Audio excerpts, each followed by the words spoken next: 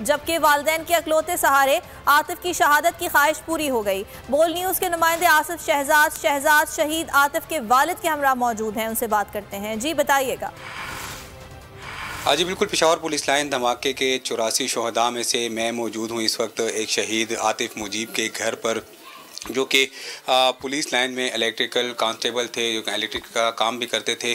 उनके घर में मौजूद हूँ। 2 बच्चों का बाप था जो कि अपने वालिदैन का सहारा भी था। हम उनके वालिद के साथ मौजूद हैं। 10-15 रोज़ मरीज पहले गया था, वहाँ चचे के बेटे से बात कर रहा था कि मुझे शहादत की मौत चाहिए। खुदा ने वही नसीब कर दी।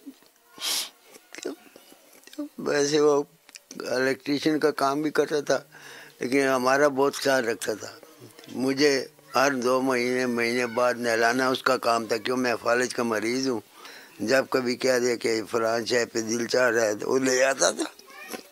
पैसे कहे तो पैसे दे देता था। जैसा कि आपने सुना, शहीद आतिफ के वालिद हैं जिनका कहना है कि उनको शुरू से ही शहादत का शौक़ था। आज जो है उनका शौक़ पूरा हुआ है, उनको उनकी शहादत पर फ़ख्र है। लेकिन वो साथ ही मुतालबा कर रहे हैं कि जिन अफराद ने कार्रवाई की है उनको भी कैफिर किरदार तक पहुँचाया। अपडेट कर रहे।